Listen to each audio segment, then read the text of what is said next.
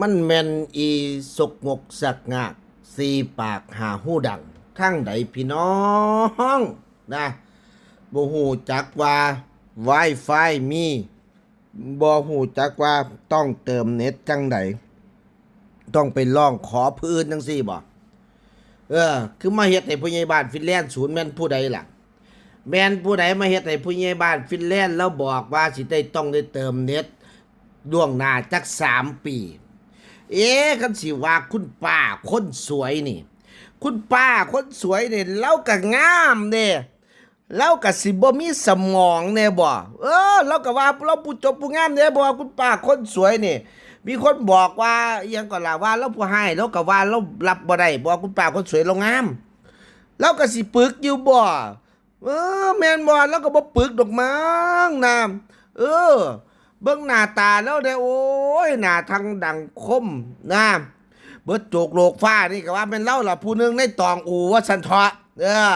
แขวได้ยิ้มบอกมันไป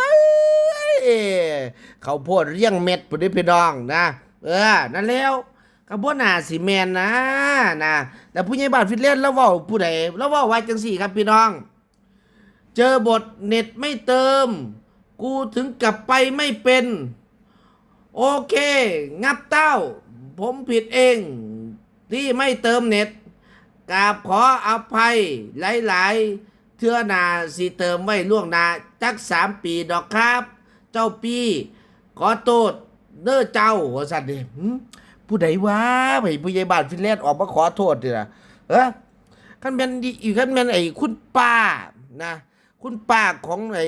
น้องๆนี่ก็บ่แม่นดอกพี่น้องนะเพิ่นก็บอกว่าเพิ่นบ่ได้ปึกปานนั้นเด้เพิ่นว่าเพิ่นฉลาดคือหยังเพิ่นว่าเพิ่นเก่งนะแต่กว้ายแต่สมัยเป็นเด็กน้อยแต่สมัยเรียนหนังสือเพิ่นก็ว่าเพิ่นนึงในตอกอูแหละแม่นบ่คนเฮานี่มันเรางามเฮงแยงเฮงงามเฮงแยงล่ะเฮงงามเฮงแยงเฮงงามน่ะเราเฮงแยงเฮงงามแล้วก็บอกว่าความฉลาดนี่มันก็ต้องมากับใบหน้าที่งามแล้วก็เว้าอยู่เด้ว่าเราก็งามเราก็ต้องฉลาดแล้วว่าเนาะแม่นบ่ข่อยก็คิดว่าจังซั่นแหละข่อยก็คิดว่าจังซั่นล่ะพี่น้องครับคนเฮาเนาะหน้าตาก็บ่ยน่าบุ้ยนะผู้ใดเห็นก็ยนะนั่นแหละเราบ่ได้ปึกดอกแสดงว่าเรามันบ่แม่นดอกบ่แม่นเราเว้าดอกมันเป็นไอ้คุณป้าของน้องๆเว้าดอกพี่น้องเพราะว่าเราแบบว่าเราเก่งเราฉลาดได้โลกสรรกลโลกนี่เราทันเบิดทุกคนว่าสันนั้นละว่าน่ะนะแม่นบ่ก็บ่ฮู้ว่าไอ้พยาบาลฟินแลนด์เว้าผู้ใดพี่น้องอีสงกสักงากซีปากหาหูดังทั้งไหนมาเฮ็ดให้เราสูญไว้บ่แม่นเราสิเฮ็ดข้าวดำข้าวแดงเอาไปไว้4แยกให้กินซะบ่ล่ะบัดนี้เด้มีหมากมีผู้เคี้ยวบ่แม่นเราผิดกันกับบักสงกสงากอีสงกสงากสีปากหาหูดังติเสียเมื่อแนววันนี้เป็นวันเดียวเป็นวันที่บักสงกสงากอีสงกสงากสีปากหาหูดังมันมาขอส่วนบุญเป็นสิบ่ฮึอ้ายเราผู้ใดเฮ็ดจังได๋ก็แล้วแต่ที่ว่าที่แน่ๆคันเว้าเรื่อง iPad นี่คือสิบ่แม่นดอกเว้าเรื่องiPad นี่แม่นอยู่บ่ฮึว่า iPad บ่มี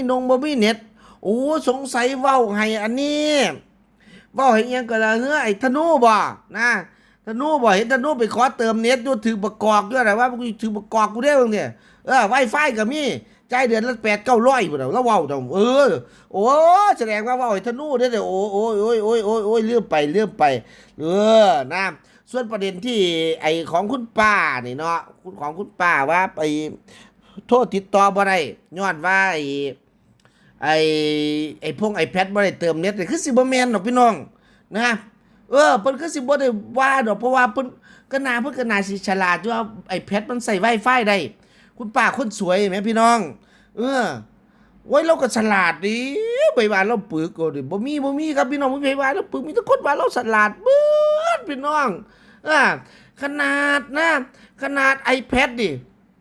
เราก็บ่เราก็ยังบ่ฮู้ว่าสิเติม Wi-Fi จังไดโอ้เราก็ยังบ่ฮู้ว่ามันใส่ไว้กับ Wi-Fi ได้เนาะว่าตอนนี้เราฮู้แล้วเราฉลาดแล้วเราเก่งแล้วเราเก่งอยู่นั่นแหละ ก็บ่เป็นหยังดอกพี่น้องสงสัยไอ้ผู้ใหญ่บ้านฟินแลนด์ว่าไอ้นี่ว่าให้ทางไ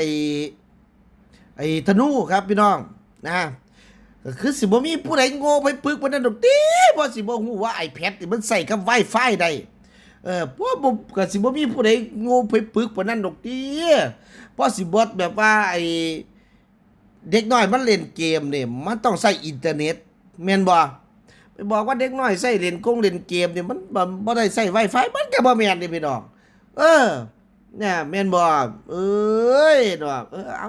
าก็แล้วแต่เพิ่นสิว่าจังได๋เว้าก็เว้าไปโลดดอกก็เฮาก็บ่ฮู้ดอกพี่น้องนะว่าผู้ใหญ่บ้านฟินแลนด์เว้าให้ไผแต่ที่แน่ๆนี่ก็คนที่ถูกผู้ใหญ่บ้านฟินแลนด์เว้าให้จังซี่ก็โอ๊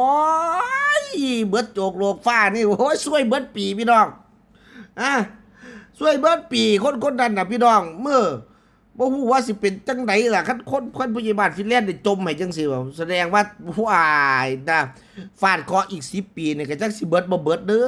อบัดนี้นี่จักสิได้ไปเฮ็ดบุญบ้านใดวัดใดล่ะเด้อบัดนี้นี่ซั่วสิเบิดเบิดเคราะห์เบิดโศกเบิดโรคเบิดภัยเอาหมอทำทั้งใดมาเฮ็ดก็สิเบิดซ้ำมาแล้วยกเว้นหมอทำสอดแม่นบ่บัดนี้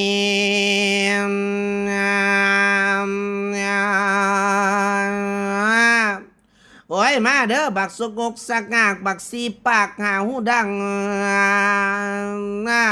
มาเอาข้าวดำข้าวแดงข้าวเขียวมาเอาหมากเอาผู้ไปเคี่ยวไปกินไปยัวนี่น้ำปะนะกะลิ้นมาเป็นระยะโอ้ยมันก็เอาไปกินให้หมอทำสอดไปเฮ็ดดอกพี่ทองก็แล้วแต่เขาดอกว่านะครับนะว่าเขาสิมาเอาบ่ จะมาที่แน่ๆนี่ผู้ใด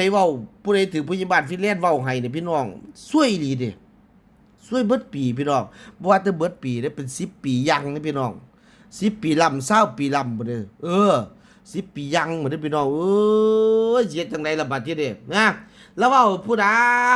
ก็สิโง่ก็สิปึกปานนั้นเต้เติมอินเทอร์เน็ตบ่เป็น